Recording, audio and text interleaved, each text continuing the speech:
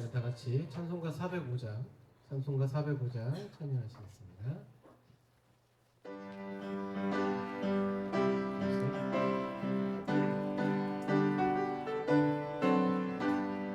주의 친절한 발의 안기세 우리 맘이 평안하리니 항상 기쁘고 복이 되겠네. 영원하신 발의 안기세 주의 발에 그 발의 안기세 주의 발에 영원하신 발의 안기세 날이 갈수록 주의 사랑이 그를 광명하게 비치고 선성 가는 길 편히 가리니 영원하신 발의 안기세 주의 발에 그 크신 발의 안기세 주의 발에 영원하신 발의 안기세 주의 보좌로 나갈 때에 외치고 겁과 두려움 없어지리니 영원하신 발의 안기세 주의 발에 그 크신 발의 안기세 주의 발에 주의 발의 안기세 주의 발에 그 크신 발의 안기세 주의 발에 영원하신 발의 안기세. 이 시간 이어서 찬송가 419장 찬양하겠습니다.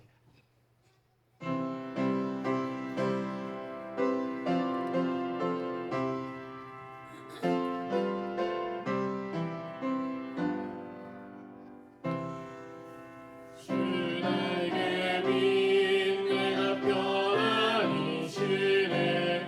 밤 깊고 비바람 불어쳐도 아버지께서 날 지켜주시네.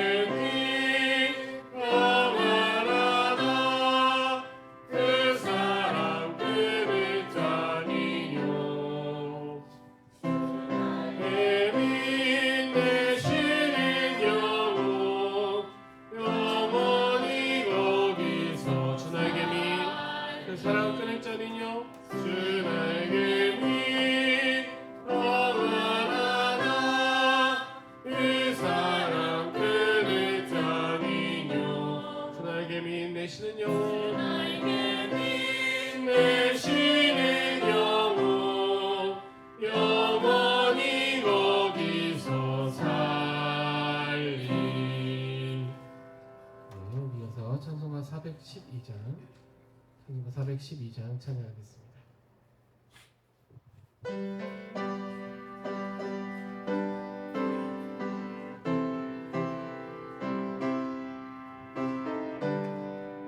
내 영혼의 굵기 깊은 데서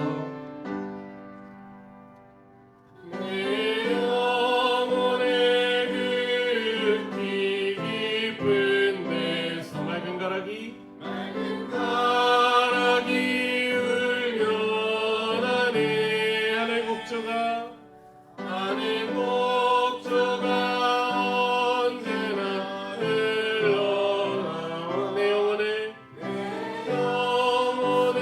고이 싸네.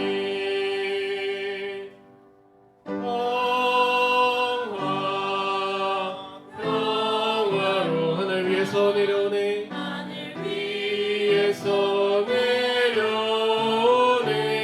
그 사랑의 물결이여 그 사랑의 물결이 영원 내 영혼을 덮으소서. 내 영혼을 덮은 우리 1절로 다시 해볼까요? 내 영혼의 굵기 깊은 데서 영혼의 굵기 깊은 맑은 가락이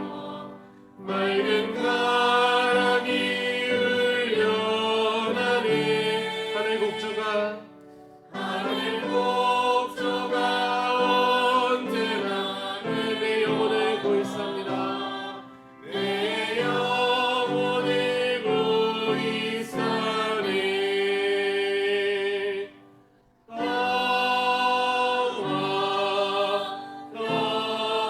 평화로나 하늘 위에서 내려오네. 그 사랑의 물결이 영원토록 내 영혼을 고이 싸.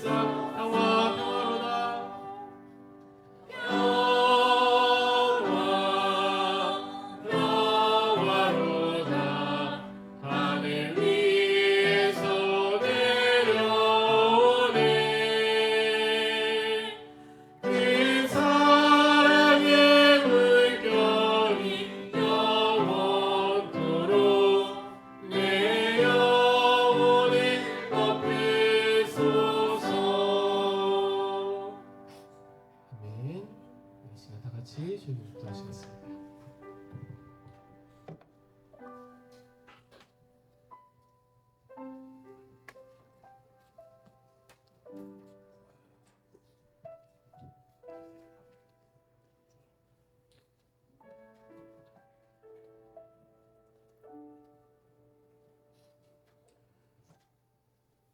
찬송하라 하나님을 찬송하라 찬송하라 우리 왕을 찬송하라. 하나님은 온 땅의 왕이심이라 지혜시로 찬송할지어다. 하나님의 무 백성을 다스리시며 하나님의 그의 거룩한 보좌에 앉으셨도다. 아멘. 다 같이 일어나서 10장 찬송 부르도록 하겠습니다.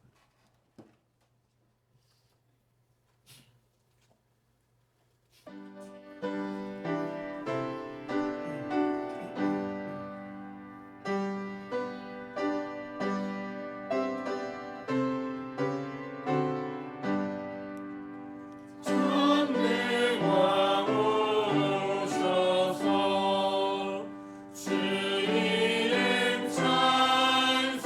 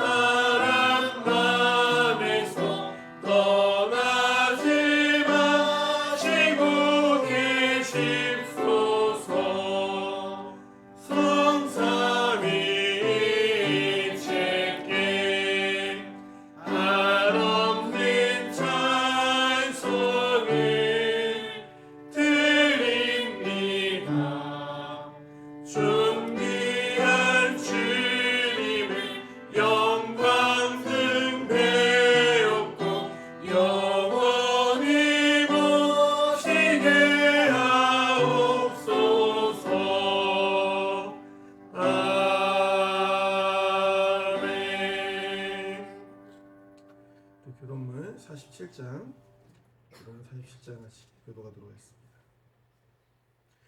여호와께 감사하고 그의 이름을 불러 아뢰며 그가 하는 일을 만민 중에 알게 할지어다. 그에게 노래하며 그를 찬양하며 그의 모든 일을 말할지어다. 그의 거룩한 이름을 자랑하라. 여호와를 구하는 자들은 마음이 즐거울지로다. 여호와여 그의 능력을 구할지어다. 그의 얼굴을 항상 구할지어다. 그의 종 아브라함이 우선 곧 택하신 야곱의 자손 너희는 그가 행하신 기적과 그의 이적과 그의 비 판단을 기억할지어다. 그는 여호와 우리 하나님이시라. 그의 하나님 온 땅에 있도다.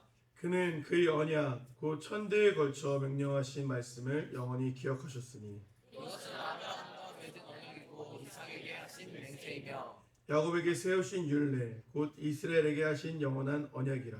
이르시기를 내가 가나안 땅을 너에게 줘 너에게 하나님 선물하게 하리라 하셨도다. 아멘. 우리 다 같이 신앙 고백으로 사도신경으로 신앙 고백하도록 하겠습니다. 나는 전능하신 아버지 하나님 천지의 창조주를 믿습니다. 나는 그의 유일하신 아들 우리 주 예수 그리스도를 믿습니다. 그는 성령으로 잉태되어 동정녀 마리아에서 나시고 본디오 빌라도에게 고난을 받아 십자가에 박혀 죽으시고 장사된 뒤 사흘 만에 죽은 자 가운데서 다시 살아나셨으며 하늘에 오르시어 전능하신 아버지 하나님 편에 앉아 계시다가 거기로부터 살아있는 자와 죽은 자를 심판하러 오십니다. 나는 성령을 믿으며 거룩한 공교회와 성도의 교제와 죄를 용서받는 것과 몸의 부활과 영생을 믿습니다. 아멘. 그 자리에 앉으시고 찬송가 20장 같이 찬양하도록 하겠습니다.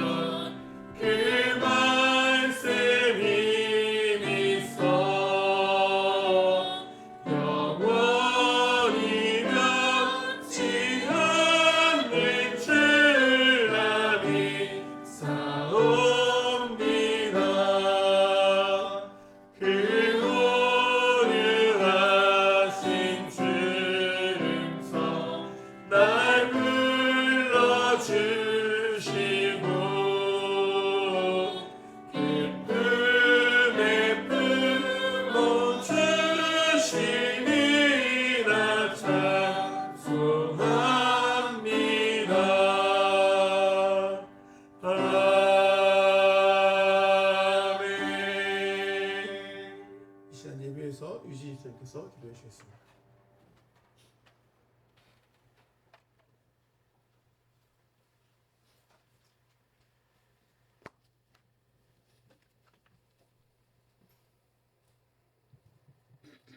기도하시겠습니다.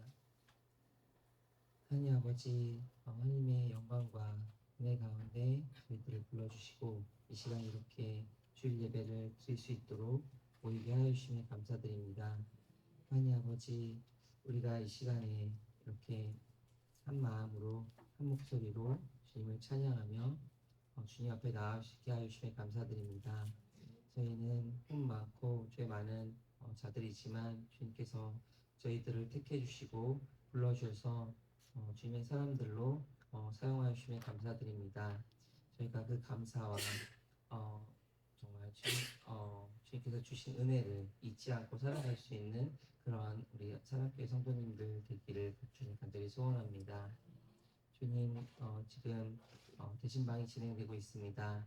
게시판 가운데 그 말씀을 사모함으로 받을 수 있도록 하여 주시고, 또한 그 말씀을 받은 자들은 또한 그 말씀을 마음 깊이 간직하며 그 말씀을 지키며 주님께서 원하시는 순종의 삶을 살아낼 수 있는 저희 모든 사랑교회 성도님들 되기를 소원합니다. 이 시간 말씀 듣는 시간입니다. 목사님을 통하여서 주님 선포되는 말씀을 저희가 아멘으로 받고 믿음으로 받을 수 있는 저희들의 믿음이 되기를 소원합니다. 말씀 전하시는 목사님의 삶을 또한 주관하여 주시고, 목사님의 삶을 더욱 은혜로 채워주심으로 또한 그 건강과 그 모든 사역 가운데 주님께서 함께해 주시기를 소원합니다. 우리들이 이 시간 마음을 다해서 주님을 예배할 때 주님 이 시간 임재해 주시고, 주님의 은혜를 통하여서 주님의 임재하심을 통하여서 저희들이 주님을 더욱 바라보고 나아갈 수 있는 시간이 되기를 소원합니다. 감사합니다. 사랑하는 예수님 그리스도입니다. 아멘.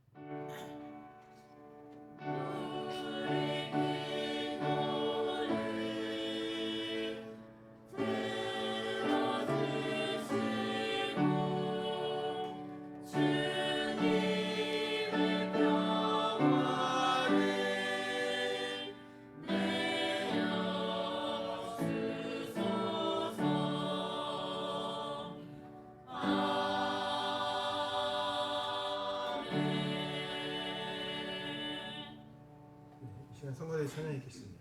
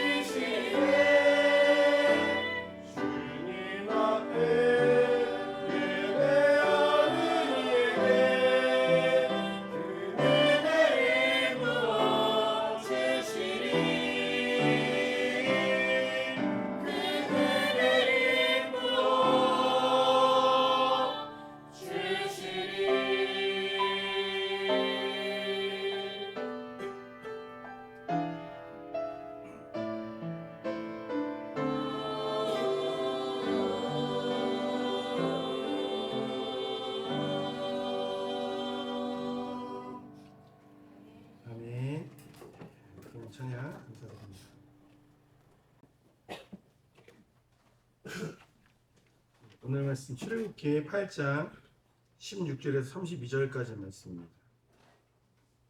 출애굽기 8장 16절에서 32절까지 말씀인데 네. 오랜만에 라인별로 한번 봉독을 하도록 하겠습니다. 담임 목사님 계시니까 괜찮겠죠? 저부터 이쪽으로 순서대로 봉독하겠습니다. 여호와께서 모세에게 이르시되 아론에게 명령하기를 내 지팡이를 들어 땅에 티끌을 치라 하라. 그것이 애굽 온 땅에서 이가 되리라.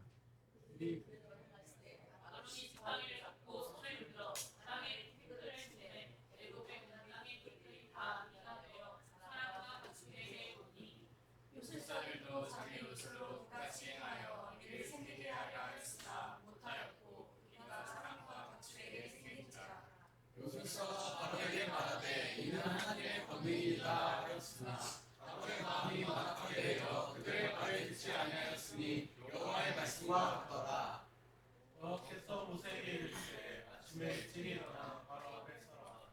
그가 물에 있는 곳으로 나오고 그에게 이르기를 여호와께서 이와 같이 말씀하시기를 내 백성을 보내라. 그러면 그들이 나를 섬길 것이며 내가 만일 내 백성을 보내지 아니하면 내가 너와 내 신하와 내 백성과 내 집들의 파리떼를 보내리니 애국 사람의 집집에 파리떼가 가득할 것이며 그들이 사는 땅에도 그러하리라. 그날에 나는 내 백성이 거주하는 고센 땅을 구별하여 그곳에는 파리가 없게 하리니 이로 말미암아 이 땅에서 내가 여호와인 줄 내가 알게 될 것이라.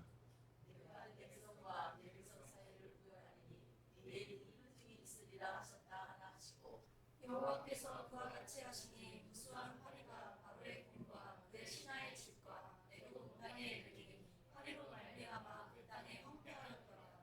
바로가 모세와 아론을 불러 이르되 너희가 가서 이 땅에서 너희 하나님께 제사를 드리라. 우리가 우리 하나님 여호와께 제사를 드리는 것은 애굽 사람이 싫어하는 바인즉 우리가 만일 애굽 사람을 목전에서 제사를 드리면 그들이 그것을 미워하여 우리를 애굽으로 치지 아니하리까.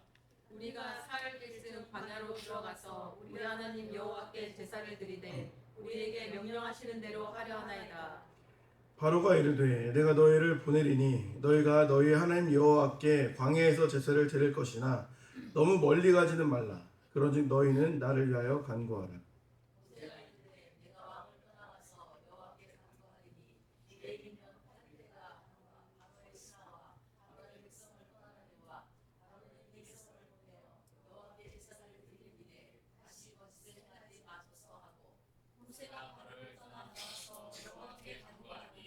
여호와께서 모세의 말대로 하시니 그 파리떼가 바로 앞에 신하와 그의 백성에게서 떠나 하나도 남지 아니하였더라.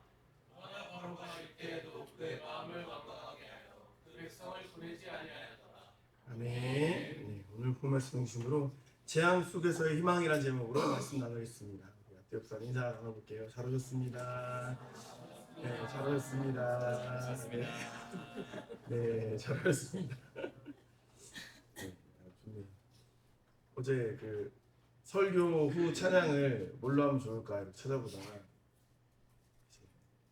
고민했던 곡 중에 한 곡을 오늘 또 마침 성가대에서 이렇게 불러줘가지고 참 좋더라고요. 예배, 설교, 예배 찬양으로 이렇게 구성이 돼가지고 아주 성가대에서 참 은혜로운 찬양이었습니다. 출애굽 하면은 두 가지가 떠오르죠. 대표적인 사건이 뭐가 있죠? 출애굽하면 떠오르는 사건이 두 가지가 있죠.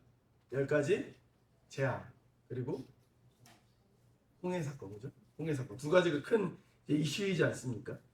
근데 한번 생각해보면 이것도 좀 재밌어요. 10가지는 10가지 재앙이라고 하는데 홍해 사건은 홍해 재앙이라고 하지 않아요. 홍해 사건, 홍해 기적 이렇게 말하거든요. 근데 이걸 관점을 애굽의 관점으로 아예 볼 거라고 한다면 애굽에게는 10가지도 재앙이고 홍해의 사건도 재앙이죠. 자기가 막 군인이 다 죽었으니까. 그걸 또 이스라엘 관점으로 본다면 10가지가 재앙이 아니죠. 10가지 재앙을 또 이스라엘 백성들을 피했으니까, 그렇죠? 10가지 은혜 뭐 이렇게 말할 수 있겠죠. 10가지 역사, 그죠? 그리고 이제 홍해 역사로 이제 말할 수 있을 것 같아요. 그만큼 보는 관점에 따라서 누군가에게는 재앙이고 누군가에게는 은혜고 축복일 수 있겠다라는 생각이 들었습니다. 우리는 계속해서 이제 10가지 재앙에 대해 말씀을 나누고 있습니다. 그런데 이 10가지 재앙이 단순히 이스라엘 백성들을 출애굽시키시고자 하신 기적이 아니었다라고 말씀을 나눴습니다. 이 재앙은 애굽의 모든 신을 심판하신 거예요. 모든 신을 심판하시고 그리고 그 신들을 중심으로 형성되어 있던 애굽의 세계관을 완전히 뒤바꿔 놓았다라는 거예요. 지난번에 말씀드렸던 것처럼 이 사건, 이스라엘 백성들의 출애굽 사건 이후에 그 다신교가 바뀌어서 태양신만 섬기는 걸로 애굽이 바뀌었다고 말씀드렸잖아요. 그만큼 그 사회가 완전히 바뀌는 그런 기적의 역사였다 이렇게 말할 수 있습니다. 출애굽기 12장 12절에는 이렇게 고백합니다. 내가 그날 밤에 그 밤에 애굽 땅에 두루 다니며 사람이나 짐승을 막론하고 애굽 땅에 있는 모든 처음 난 것을 다치고 애굽의 모든 신을 내가 심판하리라 이렇게 말씀하십니다. 나는 여호와라 이렇게 말씀하세요. 결국에 애굽의 모든 신들에 대한 심판임을 하나님이 직접 밝히신 것이죠. 이것은 곧 잘못된 믿음을 가지고 있는 애굽 사람들에 대한 심판이었다라고도 말할 수 있습니다. 그래서 우리가 이미 살펴본 재앙이 이제 피 재앙, 개구리 재앙이었죠. 오늘은 세 번째, 네 번째 이와 파리 재앙에 대해서 말씀을 나누고자 합니다. 그러니까 기본적으로 우리가 이렇게 생각을 하셔야 돼요. 우리가 이제 무언가를 세운다고 할 때 무언가를 세우려면 무언가 있던 것을 허물어야 돼요. 그렇죠? 철거를 해야 됩니다. 철거를 하고 다시 세울 수 있는 거거든요. 그럼 애굽 땅에도 또 이스라엘 백성들도 애굽에서 400년간 있었으니까 잘못 세워진 자기들의 생각, 자기들의 관념들이 있다라는 거예요. 하나님께서는 그 10가지 재앙을 통해서 그걸 다 무너뜨리고 다시 신본주의로, 다시 하나님 중심으로 이걸 세우고자 하셨던 거예요. 그것을 우리가 그 관점에서 말씀을 볼 수 있어야 됩니다. 그래서 하나님께서는 이의 재앙과 팔의 재앙을 통해 무엇을 세우고자 하셨는가? 오늘 말씀을 통해서 함께 보도록 하겠습니다. 먼저 하나님께서는 망각하면 복도 저주가 될 수 있음을 말씀하셨다. 이렇게 볼 수 있어요. 망각하면 복도 뭐가 될 수 있다? 저주가 될 수 있다. 그러니까 망각에서 우리는 기억으로 나아가야 되는 거예요. 출애굽기 8장 16절 말씀 보면 여호와께서 모세에게 이르시되 아론에게 명령하기를 내 지팡이를 들어 땅에 티끌을 치라. 그것이 애굽 온 땅에서 뭐가 된다? 이가 되리라. 이렇게 말하고 있습니다. 애굽에는 게브라 불리는 신이 있었어요. 게브. 이 신은 풍요를 상징하는 신인데 이 게브의 아들이 이제 오시리스예요. 오시리스는 죽음의 신인데 이 죽음의 신은 피재앙, 개구리 비재앙하고 우박재앙하고 메뚜기 재앙하고 연결되어 있는 신이에요. 그러니까 이 게브 자체는 뭐냐면 밀과 보리가 게브의 갈빗배에서 나온다라는 말이 있을 정도로 뭐를 주관하는 신이었냐면 농사를 주관하는 신이었다. 이렇게 말할 수 있을 것 같아요. 그러니까 애굽 사람들에게 있어서 게브는 당연히 필요한 신이었겠죠. 농사를 주관하는 신이니까. 그래서 하나님께서는 그들이 너무 그 게브를 신격화하고 게브를 따르니까 그 티끌을 땅을 뭐로 만든 거예요? 이로 만든 겁니다. 몸에 이가 혹시 있어 보신 적 있으세요? 이걸 뭐 말할 수가 없나? 옛날에 아직도 기억나는데 예? 누가 있었다고요? 아 머리에 이가 있었다고요? 어렸을 때. 저는 잘 기억이 안 나는데 간혹 전사님이 그렇게 그 공국방이나 이런 친구들 빚어주면서 아직도 이가 있다 이런 말 했던 기억이 있어요. 누군지 몰라. 여기까지만 얘기하고 누군지 모르겠는데 아직도 이가 있어 이런 말을 예전에 하면서 저는 경험해보지 못했는데 그 이가 있으면 손톱으로 툭툭 터트린다라는 표현을 썼어요. 맞나요? 맞아요. 그렇죠. 툭툭 터트린단 말이에요. 저는 몰라요. 저는 그 세대는 아닙니다. 근데 뭐 이를 그렇게 이제 이가 있으면 뭐 가렵고 이런 거죠. 이가 안 좋은 거겠죠. 아무튼 이제 이 저주가 내리게 되었다라는 것입니다. 그럼 보세요. 그들에게 있어서 농사의 풍요라는 것은 축복이죠. 너무 좋은 거예요. 근데 너무 그 좋은 게 이가 된 거죠. 나를 괴롭히는, 나를 고통스럽게 하는 그 어떤 존재가 되었다라는 거예요. 그것을 우리가 볼 수 있어야 됩니다. 그러니까 우리가 하나님의 은혜를 망각해버리고 하나님의 존재를 망각해버리고 하나님 자체를 우리가 망각해버리고 그저 좋은 삶에 그저 좋은 축복에 취해 살면 이런 저주를 받게 된다는 거예요. 이게 출애굽기에만 나오는 이야기가 아닙니다. 대표적으로 누가 그랬습니까? 가장 풍요를 누렸던 왕, 가장 어떻게 보면 통치 시작에 행복했던 왕이 누굽니까? 이스라엘에서 솔로몬이죠. 아빠가 다 마련해놓은 거 그냥 가기만 하면 되는 거 아닙니까? 근데 그 솔로몬이 어떻게 했습니까? 결국에 하나님을 망각했죠. 잊어버리게 되었습니다. 그러다 보니까 그의 그 축복스러운 삶이 저주가 되었다라는 것입니다. 사울왕도 마찬가지죠. 사울왕도 어떻게 보면 이제 원래 하나님이 이제 통치하셨던 이스라엘이었지만 하도 사람들이 왕을 달라고 하니까 그래도 하나님이 이게 고르신 거죠. 그 중에 누가 나을까? 사울왕을 세우신 거예요. 하나님 보기에 좋았으니까 세웠겠죠. 그래도 하나님 앞에서 사울왕이 잘했으면 되는데 그가 하나님을 망각하고 하나님을 시선을 신경 쓰지 않고 누구의 시선을 신경 써요? 백성들, 여론, 사람들, 인기 이런 거에 신경 쓰는 거예요. 그러다 보니까 마음을 빼앗기고 또 다윗 때문에 마음을 빼앗기고 평생 쫓기는 삶. 본인이 쫓아다니는데 사실상 쫓기는 건 자기예요. 다윗에게 왕위를 빼앗길까 봐 쫓기는 삶을 스스로 살게 되었다라는 것입니다. 그러니까 어떻게 왕으로서 많은 걸 누릴 수 있는 삶이었음에도 불구하고 질투로 평생을 탕진한 거예요. 남을 미워하는 것으로 자기 소중한 시간을 다 낭비해 버렸다라는 것입니다. 이것처럼 저주가 어디 있습니까? 나의 삶이 풍요로운데 나의 삶이 행복한데 내 마음이 지옥이에요. 그것처럼 저주가 어디 있어요? 그런 삶을 그들이 살게 되었다라는 것입니다. 이처럼 하나님을 망각하면 내가 가진 모든 게 축복이 아닐 수 있는 거예요. 저주일 수 있다라는 것입니다. 그래서 우리는 하나님을 잊으면 안 되는 거예요. 그들과 개척적임에 있는 하나님을 잊지 않으려고 노력한 자들도 있었어요. 바벨론에서 누가 있었습니까? 다니엘과 그 세 친구들이 있었죠. 다니엘과 세 친구들을 보면은 그들이 이제 왕의 진미를 이제 공급받습니다. 왕의 진미를 공급받는데 그 음식을 어떻게 합니까? 잘 먹어요? 거부합니다. 왕의 음식. 진미를 거부한 이유가 무엇이었을까? 다니엘 1장 8절 말씀 보니까 이렇게 말합니다. 다니엘은 뜻을 정하여 왕의 음식과 그가 마시는 포도주로 자기를 더럽히지 아니하리라 하고 자기를 더럽히지 아니하도록 환관장에게 구하니 이렇게 말하고 있습니다. 음식을 거부한 이유가 더럽히지 않기 위해서 그랬다. 이렇게 고백합니다.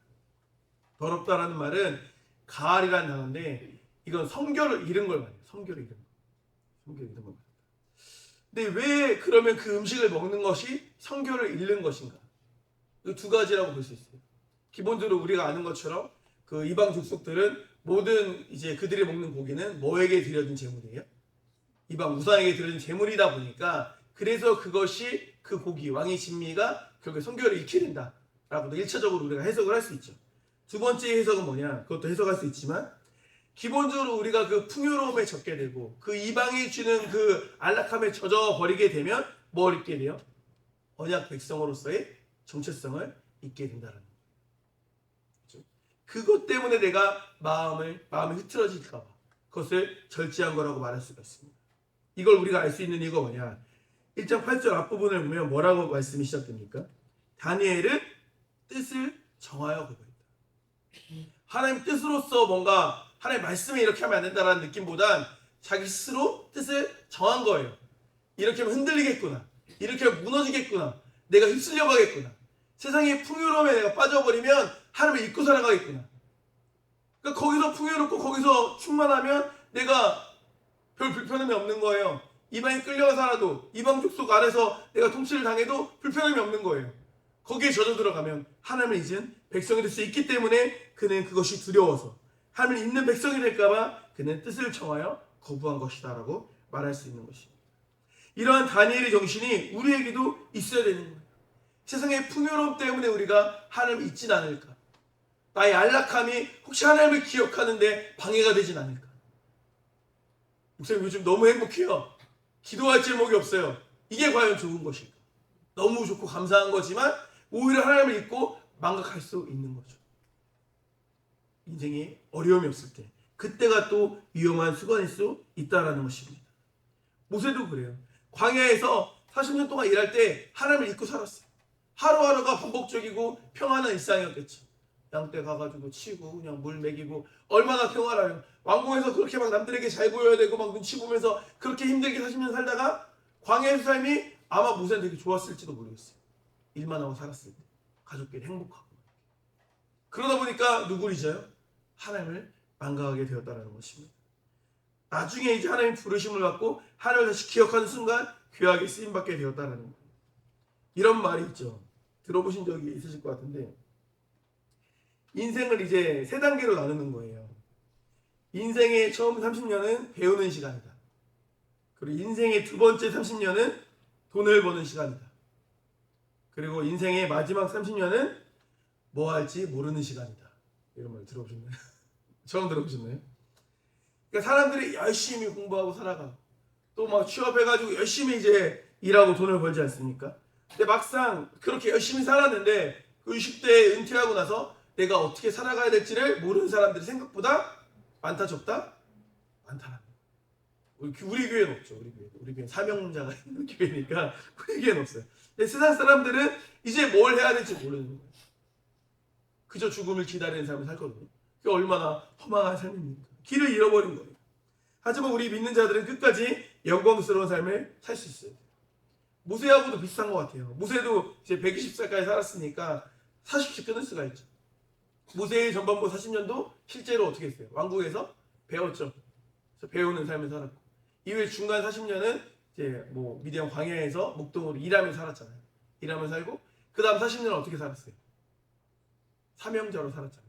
이스라엘 지도자로 사명자로 살지 않았습니까? 그러니까 이제 우리가 각자 생각해 보는 거예요. 내가 앞만 봐도 내가 90살까지 산다고 했을 때 내가 세 번째 단계에 접어들었다 라고 한다면 나도 모세와 같이 뭐로 살아야겠다? 사명자로 살아야겠다. 내 남은 인생은 주님께 부름받은 자로서 살아야겠다. 이런 마음을 이제 우리가 하면 너무 좋죠. 하나님의 영광을 위해 살아야겠다. 지금 두 번째 단계에 있는 분이라면 어떻게 하겠어요? 열심히 일해야겠죠. 그렇죠? 열심히 일해야겠죠. 근데 그 일하는 게 뭐예요? 맹목적으로 무엇을 위해서? 먹고 살기만 위해서 일하는 건 된다 안 된다? 안 된다는 거죠. 그죠? 내가 일하는 모든 건 하나님 나라를 위해 일하는 거예요. 모든 건 준비입니다. 모든 건 준비인 거예요. 그러니까 내가 먹고 살고 일하는 건 너무나 허무한 일이라고 했잖아요. 그거 너무 당연하게 생긴 거예요. 사실은. 어지간하면. 그 이상을 바라볼 수 있어야겠죠. 그래서 하나님 나라를 위해 일할 것을 준비하고 훈련되어지는 마음으로 이 시간을 잘 보내야겠죠. 당연히 두 번째 단계 때도 사명자로 쓰임받을 수 있는 거예요. 그리고 이제 첫 번째 단계인 분들은 원래 그 단계 때 뭐 하는 거라고 했어요? 열심히 공부하는 거잖아요. 그렇죠? 열심히 공부하시고 배워야 돼요. 열심히 배우고. 그리고 또 한 가지를 꼭 하셔야 되는데 그게 뭐냐면 젊음을 누려야 됩니다. 젊음을 누려야 돼요. 1단계, 난 1단계다라고 생각하시는 분들은 젊음을 누려야 돼요. 목사님이 말하는 건 노세 젊어서 노세 이걸 말하는 건 아니에요. 그렇죠? 그냥 세상 사람들처럼 막 이렇게 놀자 이걸 말하는 건 아니에요. 하지만 뭐냐면 이 젊음이라는 것도 가치 있게 써야 되거든요. 근데 이 젊음도 공부만 하라고 주시는 시간 아니에요. 그렇다고 딴 거 놀기만 해도 안 되겠죠. 그렇죠? 공부도 당연히 열심히 하지만 이 젊은 시간대 할 수 있는 일들을 또 하셔야 돼요. 그 자유를 누리시고 정말로 뭐 기쁘게 하시는 거죠. 아마 작년부 분들에게 말씀 나눠보면은 가장 후회하는 게 그 20대 언저리일 거예요. 10대를 그렇게 후회할 것 같지는 않고, 그죠? 20대, 30대 그 언저리 때 좀 이렇게 살 거예요. 되게 좋은 기회였고 뭐든지 할 수 있는 시간이었는데 내가 그 시간 때 왜 나를 그렇게 그냥 이렇게 보냈나. 이런 후회를 하시는 분들이 있으실 거예요. 그죠? 그러니까 그 후회하는 시간을 여러분이 살고 있는 거니까 얼마나 축복됩니까? 그죠? 할렐루야. 다 부러운 거예요. 여기 라인은 다 부러워하는 라인 아닙니까? 그죠? 젊은 라인. 그죠? 그런 마음으로 살아가는 거예요. 언제가 인생의 전성기이냐? 누군가는 1단계일 수도 있고 누군가는 2단계일 수도 있어요. 누군가는 3단계가 인생의 전성기일 수 있습니다. 확실한 건 뭐냐? 내가 하나님 잊지 않고 기억할 때가 인생의 전성기예요. 내가 지금 10대인데 하나님에 대해 알아. 승현이 하나님을 너무 사랑해. 그럼 승현이 전성기는 이미 시작된 거예요. 내려오지 않으면 돼요. 그죠? 시작된 거예요. 그죠? 30대 때 내가 하나님의 사랑을 알아. 그럼 30대가 여러분의 전성기가 시작됐다라는 거예요. 그때라면 우리 모두가 하나님을 우리가 지금 다 기억하고 있다면 우리 사람교회 성도님들 모두가 다 전성기인 것이죠. 어리석은 인생은 하나님을 망각합니다. 이것을 주의하셔야 돼요. 하나님을 잊으면 축복이 저주가 됩니다. 하나님께서는 주 재앙을 통해 무엇을 또 강조하시냐? 두 번째로 하나님을 인정하고 예배하는 것을 강조하고 계신다라는 것입니다. 오늘 본문 18절 말씀 보도록 하겠습니다. 요술사들도 자기 요술로 그가 칭하여 일을 생기게 하려 하였으나 못하였고 이가 사람과 가축에게 생긴지라 이렇게 말하고 있습니다. 이전 재앙들은 애굽의 요술사들도 똑같이 따라했나요? 못했나요? 따라했죠. 피가 되게 하고 이렇게 개구리 생기게 하고 이런 걸 했어요. 하지만 이때부터는 따라하지 못합니다. 그러니까 본인들도 뭔가 이제 하려고 했는데 안 되니까 그때부터 누구를 인정해요? 하나님을 인정하기 시작해요. 인정하기 시작합니다. 19절에 이렇게 말해요. 요술사가 바로에게 말해요. 왕에게 말합니다. 이는 하나님의 뭐다? 권능이다. 이렇게 말해요. 그러니까 이거는 우리 힘으로 할 수 있는 게 아니라 하나님의 능력으로 할 수 있는 것입니다. 이렇게 말을 합니다. 요술사들조차도 하나님의 권능을 인정한 거예요. 바로만 그 권능을 인정하지 않은 거죠. 재밌는 건 히브리어에서 권능은 무엇을 의미하냐면 손가락을 의미합니다. 손가락. 손가락이 권능을 상징해요. 그래서 시편 8편 우리 찬양으로도 잘 알지만 3절 말씀에 뭐라고 말합니까? 주의 손가락으로 만드신, 주의 손가락으로 지으신 주의 하늘과 이런 찬양 있잖아요. 주의 손가락으로 만드셨다. 이 말은 주의 권능으로 만드신 주의 하늘과 주께서 베풀으신 달과 별들을 내가 보오니 이렇게도 고백할 수 있는 거예요. 이처럼 권능은 이제 손가락을 상징하거든요. 이러한 관점으로 흐름으로 신약으로 오면 이것도 재미있는 거예요. 신약에서도 권능의 손가락이 발견됩니다. 예수님께서 가늠한 여인을 사람들이 끌고 왔을 때 땅에다 글을 쓰셨습니다. 요한복음 8장 6절 말씀 보니까 그들이 이렇게 말하면 고발할 조건은 없고자 해요. 예수를 시험함이더라. 예수께서 몸을 굽히사 손가락으로 땅에 쓰시니 이렇게 말을 하고 있습니다. 우리가 어릴 때는 장난감도 없고 그래가지고 맨날 땅에서 놀았죠. 땅 따먹게 하고 비석 가게 하고 다 땅에서 놀았잖아요. 땅에서 놀 때 우리 땅에 뭘 쓸 때 어떻게 씁니까? 나뭇가지를 들어서 하거나 뭐 돌 같은 걸로 쓰지 손가락으로 쓰는 경우는 거의 없어요. 저도 거의 없는 것 같아요. 왜요? 아프죠. 저희 나라 땅은 안 돼. 손가락으로 쓰면 안 되는 땅이지 않습니까? 근데 예수님께서 어떻게 하신 거예요? 손가락으로 땅에 쓰셨다 이렇게 말을 하고 있습니다. 이것은 단순히 손가락으로 글을 쓰신 것이 아니라 뭐로 글을 쓰신 거예요? 예수님의 권능으로 글을 쓰신 거예요. 그러니까 손가락으로 예수님이 땅에 글을 쓰시는 그 장면을 그 사람들이 보면서 그냥 글을 쓴다라는 느낌보다 권능이 떠오르는 거죠. 예수님이 손을 이 사람이 뭔가 신적 권능을 가지고 우리에게 쓰고 있구나라는 것을 그들이 깨달았다라고 이제 우리가 해석을 해볼 수 있는 거죠. 이처럼 하나님의 권능을 보고 요술사들도 결국에 인정을 했다라는 거예요. 근데 여기서 중요한 게 있어요. 그들도 인정을 했어요. 근데 그게 끝이에요. 하나님이 대단한 분이구나, 하나님이 능력 있는 분이구나라는 걸 인정을 했는데 그게 끝이라는 거예요. 그렇게 하면 안 돼요. 인정했음에도 불구하고 예배자가 되지 못하면 의미가 없는 것입니다. 인정하는 것, 하나님 인정하고 받아들이는 게 신앙의 첫 출발인 건 맞습니다. 하지만 거기에서 더 나아가 우리는 뭐가 되어야 돼요? 예배자가 되어야 되는 거예요. 마치 이런 거예요. 예수는 좋다고 해요. 근데 교회는 안 나와요. 나 예수 믿는다고 말합니다. 그런데 교회는 안 나와요. 자칭 무슨 성도? 가난한 성도. 바꿔 말하면 안 나가 성도. 그죠? 가난한 성도라고 자칭 말하면서 안 나가요. 나 믿음에 있는데 안 나가는 거예요. 이렇게 말합니다. 완전히 잘못된 생각이에요. 물론 그들도 얘기해보면 이유가 있죠. 뭐 교회에서 뭐 상처를 받아서 뭐가 있어서 이유는 다 있어요. 하지만 그러한 이유가 예배를 드리지 않는 이유가 될 수는 없습니다. 없는 거예요. 이거 좀 과격하게 말하자면 이런 사람들은 귀신과도 다를 바가 없다. 귀신과 같은 성도다라고도 말할 수가 있어요. 어떤 측면에서는. 왜냐?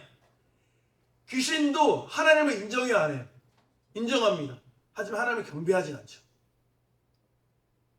똑같은 거예요. 야고보서 2장 19절 말씀 보세요. 내가 하나님은 한 분이신 줄 믿느냐? 잘하는도다. 누구도 귀신들도 믿고 떠든다. 이렇게 말합니다. 그러니까 귀신도 하나님이 어떤 분인지를 믿는다는 거예요. 근데 믿는 거에서 그치면 안 돼요. 우리가 그 믿음이 예배라는 행함으로 연결되어져야 됩니다. 삶으로 연결되어져야 되는 거예요. 우리는 잃지 않은 믿음을 가져야 되는 것입니다. 하나님의 백성의 특징이 예배인 거예요. 예배를 통해 구별되는 거예요. 그러니까 예배를 드리지 않는 자들이 하나님의 백성이라고 말할 수가 없는 거예요. 이 네 번째 시간부터 나오는 개념이 거룩인데, 거룩은 구별됨이거든요. 22절 23절 말씀. 그날에 나는 내 백성이 거주하는 고센 땅을 구별하여 그곳에는 파리가 없게 하리니 이로 말미암아 이 땅에서 내가 여호와인 줄을 내가 알게 될 것이다. 내가 내 백성과 내 백성 사이를 구별하리니 내일 이 표징이 있으리라 하라 하시고, 구별하시겠다, 거룩하게 하겠다고 말씀하고 있는 것입니다. 그럼 그 구별의 기준이 뭐냐? 뭐 인종으로 구별하는 거냐, 차별하는 거냐, 부로 차별하는 거냐? 그게 아닌 거예요. 이 구별은 예배예요, 예배. 양과 염소를 생각해보세요. 양과 염소. 양과 염소를 구별하는 기준이 뭐냐? 양은 목자의 음성을 따라갑니다. 하지만 염소는 목자의 음성을 따라가지 않아요. 그것이 구분의 그런 기준이 되는 거거든요. 그러면 우리 사람들의 기준은 뭐냐면 예배라는 거예요. 예배. 교회는요 차별하는 곳이 아닙니다. 그죠? 뭐 부로도 차별하지 않고 남녀로도 차별하지 않고 어떤 학벌로도 차별하지 않아요. 그렇게 되면 안 되겠죠. 하지만 예배를 드리는 자들과 드리지 않는 자들은 구별해야 돼. 예배 드려야 돼. 예배 안 드리면 안 돼. 왜 차별해요? 차별이 아니에요. 구별이에요. 이걸 차별로 생각하고 자꾸 예배 드리라고 예배 안 드려도 뭐 소중한 성도 아니야? 이건 잘못된 생각이에요. 예배 안 드리면 소중한 성도 아니에요. 예배를 드려야 소중한 성도인 거예요. 왜? 이건 차별이 아니라 구별이기 때문에 그런 거예요. 구별이기 때문에. 이걸 약간 요즘에 워낙 차별을 좋아하고 차별당하는 거 싫어하다 보니까 잘못 생각하는데 이건 차별이 아니에요. 보세요.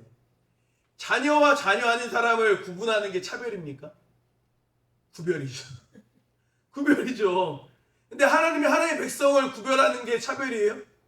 하나님을 다 사랑한다면서요. 하나님의 백성을 다 사랑하는 거죠. 하나님의 백성. 일반적으로 뭐 우리가 성도님들이 일반적으로 우리 모든 지체를 사랑하지만 또 자녀를 사랑하는 것과는 다르잖아요. 그죠? 그런 개념이라고 생각하시면 됩니다. 요한복음 4장 23절 말씀에 이렇게 말합니다. 아버지께 참되게 예배하는 자들은 영과 진리로 예배할 때가 오나니 곧 이때라. 아버지께서는 자기에게 이렇게 예배하는 자들을 찾으시느니라. 이렇게 말씀하고 있습니다. 예배하는 자들을 찾으신다. 그래서 우리는 내가 이런 사람이 안 돼야 되고요. 또 이런 사람들을 주의해야 돼요. 저는 하나님을 인정합니다. 하나님을 믿습니다. 그런데 예배만 안 나올 뿐이에요. 제가 일전에도 말씀 한번 나왔었잖아요. 우리 유진쌤네 직장에서 그 예전 신우의 멤버였던 분이었던 것 같은데 어떻게 길을 가다가 이제 다른 분하고 얘기하면서 얘기를 하는데 굉장히 신실한 분이신 것 같은데 교회를 안 나갔습니다. 하더라고요. 코로나 기점으로. 그러면서 말씀은 그래요. 자기가 몇 개 교회 예배 드린대요. 어디 교회 예배를 드리고 그 다음 영상을 어디 교회 드리고 어디였지? 뭐 분당 우리 교회 드린 다음에 뭐 명성교회 드린다 한 3군데 예배 드린다고 하더라고요. 나는 뭐 다 하고 막 이렇게 헌금도 하고 막 나 예배 드린다. 하지만 저는 그걸 옳다고 보지 않습니다. 그건 예배라고 볼 수가 없는 거예요. 뭐 어쩔 수 없는 불가피한 상황에서 대체제로서 예배를 드린다고 한다면 하나님이 그걸 선악간에 판단하시겠지만 일반적으로 우리가 충분히 이렇게 예배 드릴 수 있는 환경임에도 불구하고 그냥 여러 가지 여타 이유로 예배의 자리를 안 오고 영상으로 예배를 드려버린다. 그건 예배를 하나님이 받으신 예배의 가능성이 굉장히 현격하게 적다라고 말할 수가 있어요. 예배의 공동체성에 대한 이해가 없기 때문에 그렇다라는 것입니다. 마음이 예수님께 있다고 해서 다 되는 게 아니에요. 좋은 거죠. 마음이 예수님께 있어도. 근데 그렇다고 해서 예배의 자리에 없어도 된다? 이게 궤변이 그거예요. 예배의 자리에 있으면서 예수님이 마음이 없는 것보다 예배의 자리에 없으면서 예수님이 마음이 있는 게 낫지 않습니까? 이게 궤변인 거죠. 마치 우리가 말하는 거 똑같죠. 학교에서 쌤한테 인사하다 난 존경하는 마음인데 그냥 인사 안 한 거예요. 존경하는 마음 없이 인사하는 게 뭐가 좋아요? 이런 식으로 이제 꼬장 부리는 것과 다를 바가 없는 태도다라는 것입니다. 이런 사람들은 뭐와 같은 신앙이라고 말했죠? 귀신과 같은 신앙. 그 사람들한테 말하면 싸우니까 속으로만 생각하세요. 이거는 아니 믿고선 예배의 자리에 안 오는 건 귀신과 다를 바가 없다. 이렇게 생각하시는 거예요. 예배는 하나님께 가까이 가는 겁니다. 어떠한 목적이건 간에 예배를 희생해 가면서까지 하는 일은 결과적으로 선할 수가 없다라는 것을 꼭 기억하셔야 됩니다. 세상은 뭐라고 말하냐면 가장 높이 나는 새가 멀리 본다. 뭐 이런 말을 하지 않습니까? 그래서 더 높아지려고 하는 거예요. 멀리 보고 막 성공하려고. 갈매기의 꿈이라는 책에서 나오는 내용인데 사실 엄밀히 말하면 갈매기는 시력이 안 좋대요. 아시는 분은 아실지 모르겠지만 근시인 거죠. 근시. 그러니까 높게 올라가도 갈매기는 멀리 볼 수가 없어요. 그러니까 잘 보려면 어떻게 해야 됩니까? 가까이 가야 됩니다. 마찬가지입니다. 우리가 성공하고 우리가 능력이 있어지고 우리가 잘나진다고 하나님께 가까이 나아가는 게 아닙니다. 우리가 예배의 자리로 나아갈 때 하나님께 가까이 나아가십니다. 우리가 성공하기를 하나님 바라시는 게 아니에요. 물론 성공하면 좋겠죠. 근데 하나님은 우리가 예배자로서 하나님 앞에 바로 서는 걸 원하시는 거지 우리가 막 바쁘게 지내면서 하나님 잊어가면서까지 뭔가 세상적으로 영광 올려드리는 거 그걸 기뻐하신다고 말할 수가 없다라는 거예요. 예배자를 지킬 때 하나님께 가까이 나아갈 수 있다. 인정한다면 예배로 연결되는 삶을 살아야 된다는 것입니다. 마지막으로 두 가지 제안 같은 게 무엇을 강조하시느냐? 타협하지 않는 신앙을 강조하고 계신다는 거예요. 타협하지 않는 신앙. 이제 모든 타협은 예배를 무너뜨립니다. 예배를 무너뜨려요. 예배를 안 드리게 하고 예배 자리를 피하게 만드는 게 타협입니다. 이러한 타협을 하나님께서 당연히 기뻐하시지 않겠죠. 8장 25절 말씀 보니까 이렇게 말씀하세요. 바로가 모세와 아론을 불러 이르되 너희는 가서 이 땅에서 너희 하나님께 제사를 드리라 이렇게 말해요. 굉장히 허락해 준 것 같죠. 제사 드려 니네가 원하니까 제사 드려 이렇게 허락해 준 것 같잖아요. 근데 이거는 일종의 혼합주의예요. 그러니까 이 땅에서 드리라는 것은 바로인 나도 섬기고 너희 신도 섬겨라 이렇게 말하는 거예요. 이런 혼합주의의 마음을 빼앗겨서 안 됩니다. 그러니까 세상이 하는 되게 중요한 방법, 많이 사용하는 방법 중에 하나가 혼합주의. 야, 너 교회 다니지 말라고 하는 거 아니야. 할 거 좀 하고 다녀. 가족도 좀 챙기고 시장도 좀 챙기고 너 할 도리는 좀 하면서 교회 다녀. 근데 도리를 챙기다 보면은 1년 365일 1년 뭐 50이죠. 도리 챙기다 보면은 예배 나올 수 있는 날이 많이 없죠. 그죠? 뭐 볼초하러 가고 뭐 명절 때 빠지고 뭐 결혼식 때 빠지고 뭐 대수다 챙기고 이러면 한 1년에 10번 정도는 빠져줘야죠. 그죠? 어려운 거예요. 어려운 거. 쉽지 않다라는 것입니다. 쉽지 않아요. 이런 혼합주의의 마음을 빼앗겨서 아닙니다. 성경을 보면 좋은 예가 있어요. 우리가 착각하는 게 있는데 이스라엘 백성들은 하나님을 버린 적이 단 한 번도 없습니다. 물론 지금 뭐 후대가 또 그런지 모르겠지만 저도 이제 유대인들을 만나볼 기회가 있어서 몇 번 만난 적이 있어요. 뭐 그들과 대화는 안 됐지만 그래도 어쨌든 그들이 이제 어떤 느낌으로 생활하는지나 이런 것들을 이제 볼 기회가 있었는데 하여튼 그때 한중 한국이랑 이스라엘 수교 50주년 기념해가지고 그때 행사들이 많아가지고 그때 볼 기회가 여러 번 있었는데 유대인들은 아주 철저해요. 그러니까 우리가 하나님을 사랑하고 하나님을 생각하는 그 중심적인 사고랑은 차원이 달라요. 걔네 진짜 아주 신중심 사고가 아주 뿌리 깊게 박혀있는 사람들이거든요. 그런 사람들이 지금까지 어쨌든 그 성경 구약부터 쭉 내려오는 건데 그들은 하나님을 버린 적이 한 번도 없거든요. 항상 문제는 뭐였냐? 구약에서의 문제는 뭐였어요? 하나님만 섬긴 게 아니라 하나님 도 섬겨서 문제였던 거예요. 그들이 가나안 땅 들어가서 하나님 버린 게 아니에요. 그들이 생각하기에 야훼 하나님은 신의 산에서 십계명을 받다 보니까 그 산의 신, 또 광야에서 통치하시다 보니까 광야의 신, 그런 개념이 강했던 거예요. 그러다 보니까 농사를 지려고 하다 보니까 산의 신인데 농사를 져요 못 져요. 목동의 신인데 농사를 져요 못 져요. 못 지잖아요. 그러니까 농사 전문 신을 섬겨야 되는 거예요. 그래서 바알과 아세라를 섬긴 거거든요. 생각해보세요. 우리가 뱃사람인데 산신령을 모시고 뱃사람들이 제사를 지낼 수 없잖아요. 그렇죠? 용왕을 섬겨야지. 그런 개념으로 섬긴 거예요. 하나님을 저버린 게 아니라 지금 당장 필요한 거에 이제 도움을 줄 수 있는 신을 찾다 보니까 바알과 아세라를 섬긴 거거든요. 그럼 그게 신약으로 넘어왔을 때 예수님이 뭐라고 말씀하세요? 너희가 두 주인을 섬길 수 없다라고 말씀하실 때 그 두 주인 중에 하나가 뭐였어요? 재물이었죠.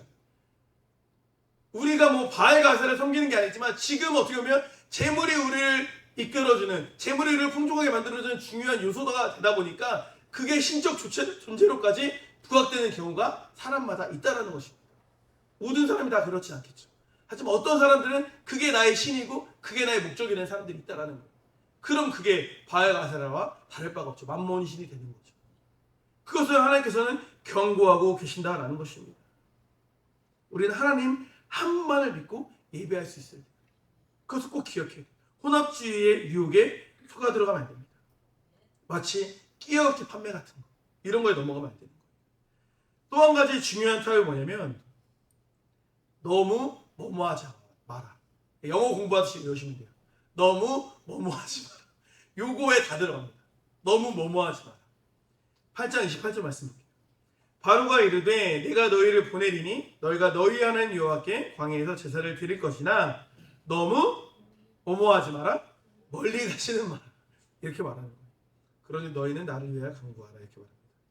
바로가 허락을 해줍니다. 해주는 거예요. 하지 말라고 하지 않습니다. 단 너무 멀리 가지 마라 이렇게 말하고 있는 것입니다. 이렇게 하면 되게 존중해 주는 것 같죠? 막는 것 같은 느낌이 들지 않습니다. 그런데 타협은 이렇게 시작되는 거예요. 이런 얘기 많이 들어보셨을 거예요. 우리에게도 이런 유사한 타협과 유혹 많지 않습니까? 너무 교회 열심히 다니지는 마라. 들어보셨죠? 교회를 그렇게 멀리 가지는 마라. 집 근처 다녀라. 가까운 교회 가라. 너무 예배를 많이 드리지는 마라. 적당히 드려라. 네가 드릴 만큼만 드려. 뭐 그렇게 많이 드려. 그럼 한 번만 드리면 돼. 주일에만 드려. 너무 많이 드리지는 마라. 너무 많이 봉사하지는 마라. 적당히 해. 뭘 그렇게 많이 해. 교회에서 그냥 하나만 해. 너무 뭐뭐하지 마라. 이거 꼭 외우시면 돼요. 너무 뭐뭐하지 마라. 이 패턴으로 우리에게 다가오는 거예요. 근데 그 말이 우리 귀에 듣기에 어때요? 솔깃하죠. 그럴듯합니다. 뱀의 유혹은 그럴듯했어요. 그게 시덥지 않은 말이었으면 하와가 넘어가요? 안 넘어가죠.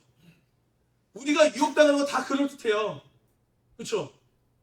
무슨 보이스피싱, 옛날에는 뭐 대포 통장 이런 거 다 듣다 보면 어떻게 해요? 그럴듯하죠. 막 통장만 빌려주면 나중에 막 몇백만 원 준대. 그 당시에 뭐 통장이 막 안 쓰는 통장이 몇 개씩 있어요. 빌려줘요, 안 빌려줘요? 저라도 빌려주죠. 하지만 전 빌려주지 않았어요. 넘어가지 않았어요. 하지만 솔깃하면 넘어가는 겁니다. 넘어가는 거예요. 이런 말은 하나님 말씀이 아니에요. 너무 뭐뭐하지 말라는 하나님 말씀이 아니에요. 하나님 말씀이 아니죠. 바로 이 말이잖아요. 바로 이 말이잖아요. 이것이 세상의 말이고 유혹의 말이라는 거예요. 이러한 유혹의 말에 우리는 넘어가면 안 되는 거예요. 고린도전서 10장 13절에 뭐라고 말씀하십니까? 사람이 감당할 시험 받기는 너희가 당한 것이 없나니 오직 하나님을 믿부사 너희가 감당하지 못할 시험 당함을 허락하지 아니하시고 시험 당할 즈음에 또한 피할 길을 내사 너희로 등이 감당하게 하시느니라 이렇게 말씀하고 있습니다.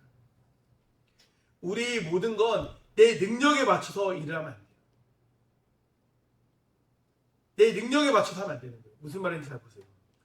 공부를 내 능력에 맞춰서 하면은 공부 실력이 늘어요, 안 늘어요? 예를 들어 민계명제가 뭐 토익 시험 봤는데 토익 시험에 600점이 나왔어. 600점이 민계명제 실력이야. 그럼 거기에 맞춰서만 하면은 실력이 늘어요, 안 늘어요? 안 늘죠? 700점, 800점을 향해 가야지 실력이 느는 거죠.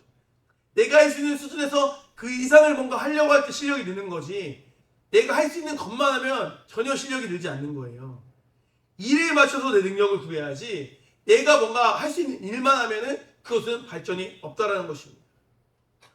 어제 청년부에서 서울로 집회를 다녔는데 그 목사님이 하셨던 말씀이 기억나실 거예요. 나의 한계를 내가 정하는 게 아닙니다. 그렇죠? 주님이 하라는 데까지 하면 되는 거예요. 그 다음은 누가 하시는 거예요? 하나님이 하시는 거예요. 내 역할이 있다라는 거예요. 내가 이걸 처음부터 끝까지 A부터 Z까지 다 하는 게 아니라 이만큼 하게 하시는 거예요. 보내시면 거기에 충성하는 거예요. 그리고 끝이 나면 끝나는 거예요. 그 후에 또 하나님의 다음을 이끌어 가시는 거예요. 무슨 말이냐? 내가 교사로서 자격이 없어. 내 능력도 없어. 근데 주님이 보내시면 하는 거예요. 그러면 그 나의 능력이 누군가 다른 교사들의 능력이 또 다른 도우미 손길이 합쳐짐으로 인해서 그 분량을 채워가는 거예요.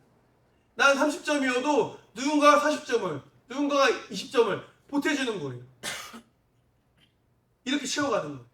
우리 오늘 비가 와가지고 등산을 못 가는데 오늘 이제 그 등산을 가는 아주 기쁜 날이거든요. 원래. 네, 등산 게이지가 있어요. 이제. 게이지가 있으면 이제 막 양성산 높은 단계까지 가게 되는데 우리 최희자매가 5단계인가 6단계였어요. 아주 높은 단계를 가야 되는 이제 단계였는데 막 말씀을 외우면 또 감해져요. 합리적이죠. 그러니까 말씀 열심히 해가지고 감했는데 그렇게 감하고 나서도 또 이제 도우미 손길에 한 명이 있었죠. 그죠? 한 명인가 두 명인지 모르겠지만 한 명의 도우미 손길이 또 이제 자기가 이제 또 면제권 같은 게 있으면 또 이제 좀 까줄 수가 있어요. 그 면제권을 이제 까준 거죠. 그렇죠? 그런 식으로 해가지고 이제 굉장히 경감된 이제 등산을 가게 된 거예요. 나의 능력으로 6단계를 못 가요. 6단계 가면 나는 막 5kg 빠져. 근데 열심히 해서 2단계를 되고 또 누군가의 사랑의 도우미 손길로 이렇게 잘해가지고 면제를 하니까 이제 좀 살만해지잖아요. 그죠? 멋있잖아요. 이렇게 가는 거예요. 나의 능력으로는 한 데까지 하고 그 다음에 또 하나님이 채우시는 거예요. 우리가요 순종하지 않으려고 하면은 순종하지 않을 이유가 100가지가 떠오릅니다. 진짜요. 안 하고 싶어요. 부끄러운 고백이지만 이제 아침 만나를 최근에 청년부에서 했는데 아침 만나면은 한 번은 전화 통화할 수 있는 그게 있어요. 네, 그 어떻게 보면 복지라고도 할 수 있죠. 집에서 일어나가지고 전화 통화만 해서 하면 되는 거예요. 아주 다들 소중하게 생각을 하거든요. 근데 저는 아직까지 그 전화 통화를 하지 않았단 말이에요. 다 항상 왔어요. 이번에 그 어느 날 딱 일어났는데 오늘은 전화 통화하고 싶다 이런 마음이 들더라고요. 이런 마음이 들더라고요. 이를 악물고 일어나긴 했어요. 근데 이게 거기서 조금만 더 이제 벌떡 일어나지 않았으면 어떻게 했을까요? 우성이한테 문자 보냈죠. 우성 오늘 나도 전화 통화하기 이를 보냈겠죠, 그렇죠? 정답은 멀리니까 저도 할 수 있지만 이제 일어났어요. 뭐냐면 순종이라는 건 벌떡 일어나야 할 수 있는 거예요.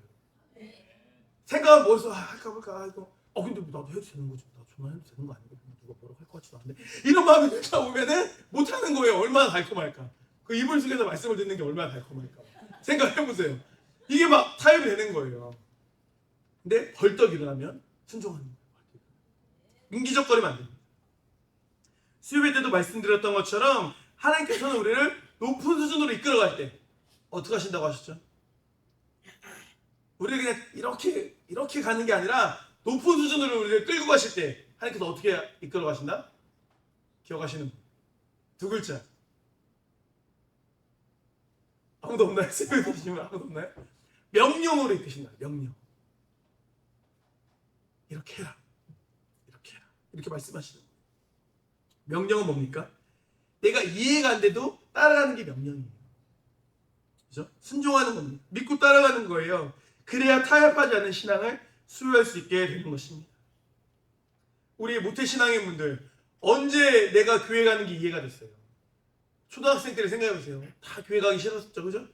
내가 왜 교회 가야 되나? 내가 교회 다니는 부모님을 만나서 내가 이렇게 교회를 다니는구나. 내가 성인만 되면 교회를 탈출하리라 막 이런 생각 해본 적 있잖아요, 그죠? 한결이 뭐 지금 하고 있어? 그런 마음을 하잖아요. 근데 어느 순간 마음에 주님이 오시고 믿음이 생기고 이러면서 이제 새 사람이 되는 거죠. 거듭나는 거죠, 그죠? 이렇게 되는 거예요, 이렇게. 그러니까 모든 게 다 이해가 돼서 가는 게 아니라니까요. 이해가 안 되는데도 가다 보면 이해가 되는 거예요. 근데 다 이해가 되고 가려고 하다 보면은 다 늙어가지고 이제 꼴딱꼴딱 할 때 이제 막 어디 뭐 자식들 부모님 돌아가신다고 해가지고 교회 목사님 모시고 와가지고 그게 진짜 믿음인지 아닌지도 모르겠지만 영접기도 억지로 시킨 다음에 천국 가겠습니다 위로의 말 전하고 이게 말하는 목사님도 마음이 불편하고 듣는 사람도 확신이 안 서고 이런 상황이 되는 거예요. 그죠? 그렇게 하면 되겠습니까? 말씀이 내 삶의 중심이 되고 힘이 되는 거룩한 인생을 우리는 살아갈 수 있어야 되는 것입니다. 하나님께서는 이 재앙과 8의 재앙을 통해서 우리에게 말씀하시는 거예요. 하나님을 망각하지 마라.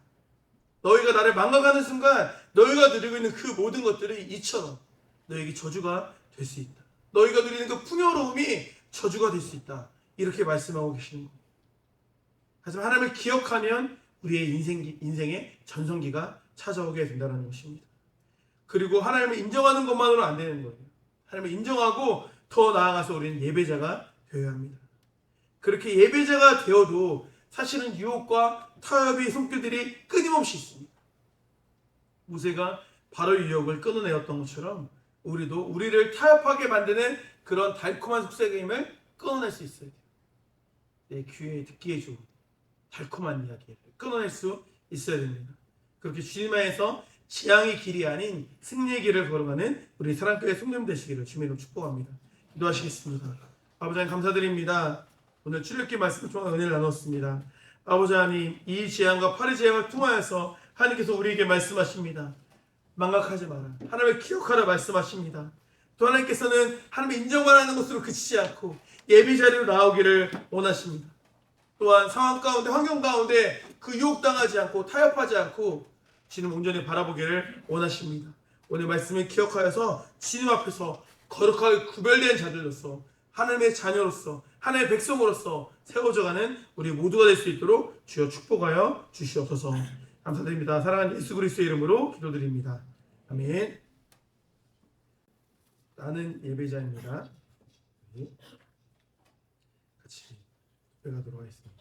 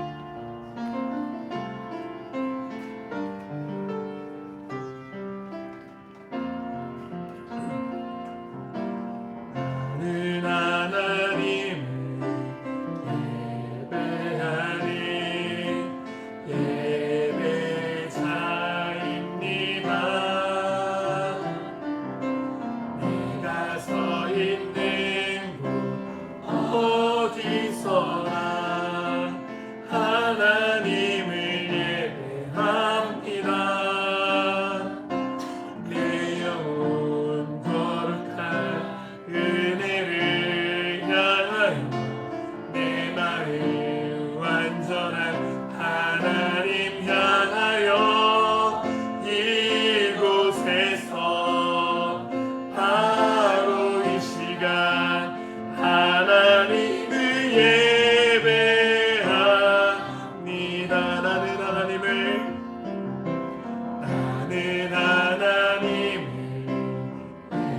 예배하는 예배자입니다.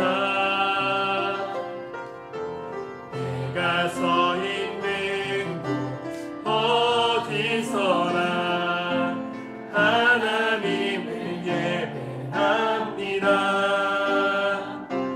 내 영혼 거룩한 은혜를 향하여 내 마음 완전한 하나님 향하여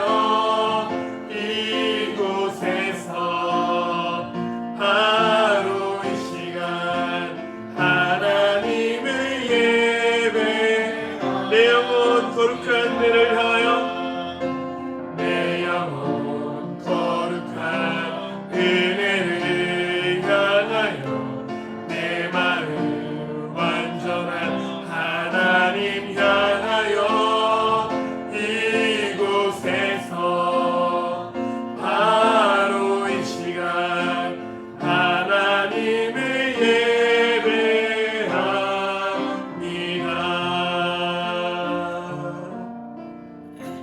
아멘. 들으님을 함께 봉헌하도록 하겠습니다. 김희슬 자매님 11조 주여러분 감사함 드렸습니다.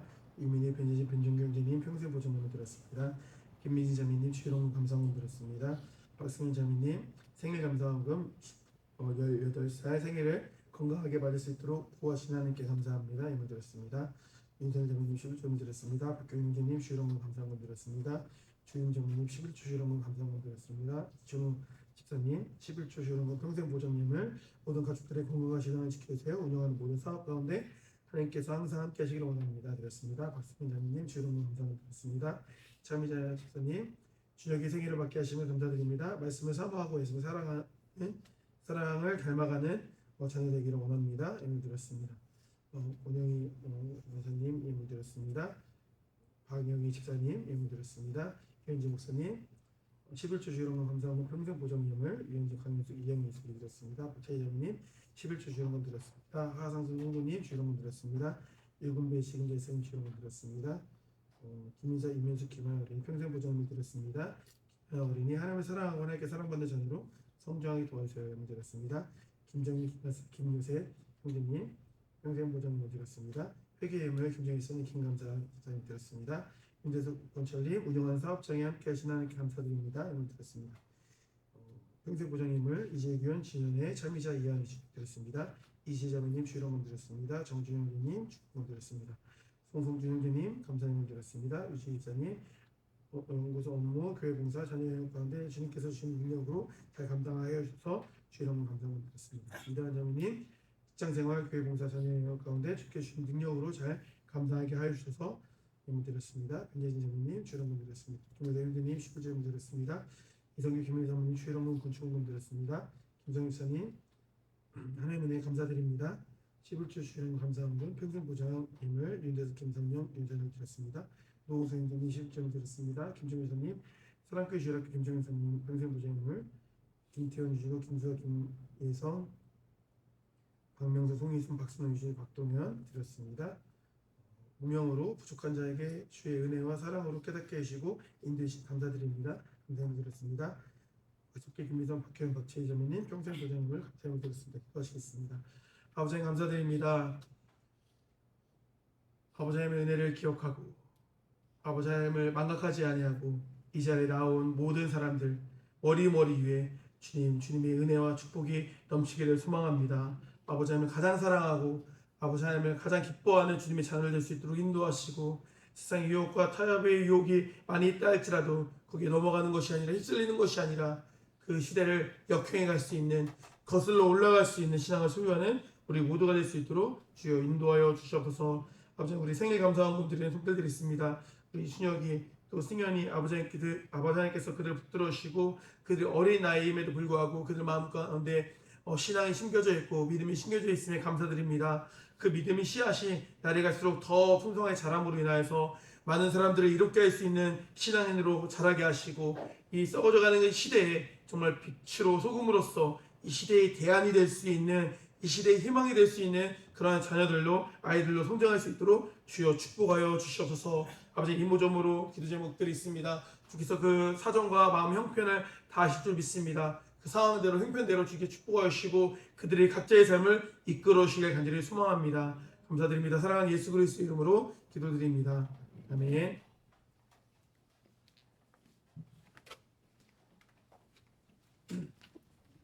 네, 교회 소식 전해드리도록 하겠습니다. 네, 대신방이 진행되고 있습니다.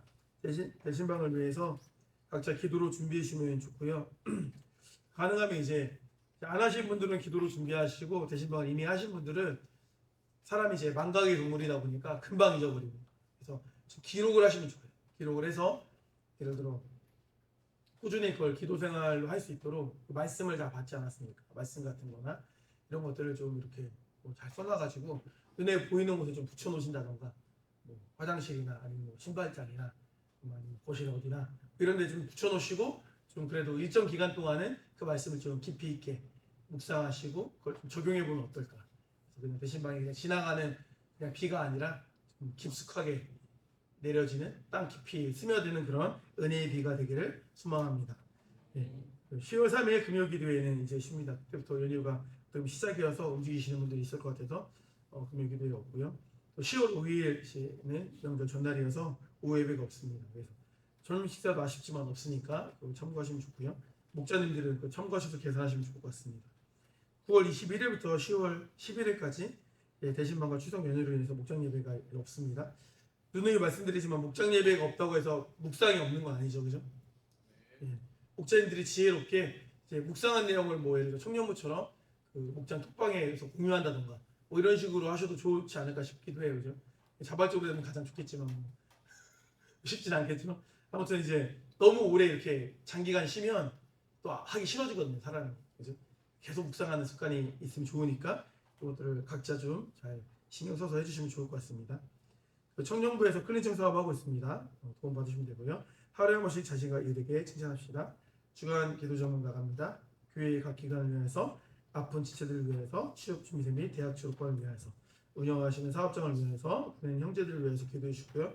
특별히 이제 고3 학생들을 위해서 이제 수시가 시작되었거든요. 우리 초이도 어제 하고 왔다고 했는데 많아요. 요즘엔 또 많이 내가지고 6개까지 내시네요. 그죠?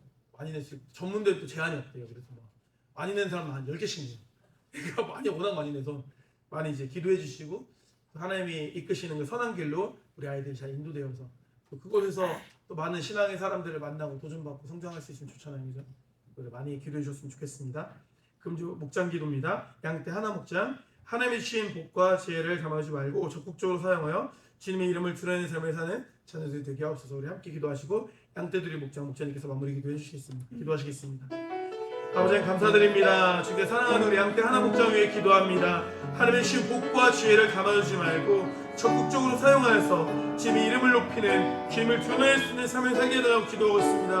아버지 하나님, 복음을 부끄러워하지 않는 자녀들 되게 하시고 복음을 자랑스러워할 수 있는, 십자가를 자랑스러워할 수 있는 청년들 될 수 있도록 주여 인도하여 주옵소서. 그래서 그 복과 지혜를 스스로에게 가둬놓는 것이 아니라 나눔으로 인해서 더 풍성하게 그 은혜가 누려지는 삶을 살아가는 그들의 삶이 되어질 수 있도록 주여 인도하여 주시옵소서. 사랑이 많으신 주님 감사합니다. 하나 목장을 위하여 기도드립니다. 먼저 목자이신 김성령 집사님의 건강을 주님께서 지켜주시고 집사님의 가정에 항상 평안하길 원합니다. 집사님의 기도 아래 하나 목장이 더욱 성장하고 주님 안에서 복받기를 원합니다. 주님, 하나 목장 식구들 각자에게 주신 지혜와 달란트가 많습니다. 아버지, 그들이 주님의 시선으로 주변을 바라볼 수 있도록 하여 주시고, 정말 주님의 말씀이 가야 할 곳에, 주님의 도움이 필요한 곳에 그들이 사랑으로 섬기며 주님의 말씀을 행할 수 있도록 각자의 삶 속에서, 직장에서나 교회에서나 거하는 모든 곳에서 주님의 향기를 퍼뜨리는 주의 자녀들이 될 수 있도록 인도하여 주시옵소서. 감사를 드리며 예수님의 이름으로 기도드렸습니다. 아멘. 네, 성비로 섬기신 분들입니다. 김감사 집사님, 육종식 집사님, 치킨 집사님 감사드립니다. 금주 말씀 묵상하도록 하겠습니다. 시작. 그러므로 내가 그리스도를 위하여 약한 것들과 능욕과 궁핍과 박해와 공고를 기뻐하노니 이는 내가 약한 그때의 강함이라. 고린도후서 12장 10절 말씀. 아멘. 사랑교회 시침하도록 하겠습니다. 하나, 소망이 있느라는 교회. 둘, 사랑의 수고라는 교회. 셋, 믿음의 역사가 일어나는 교회. 아멘. 우리 다 같이 일어나서 1장 찬송 부르시고 축도로 예배 마치도록 하겠습니다.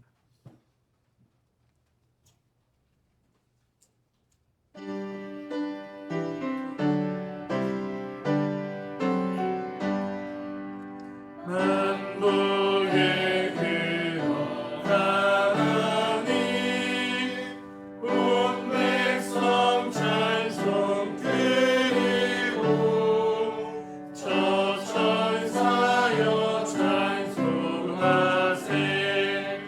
찬송 성부 성자 성령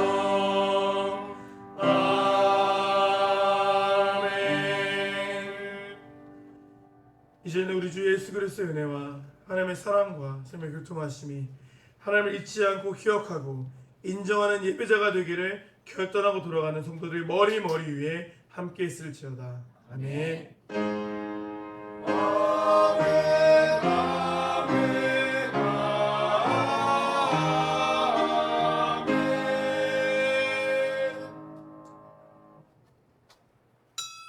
이것으로 주일 오전 예배를 마치겠습니다.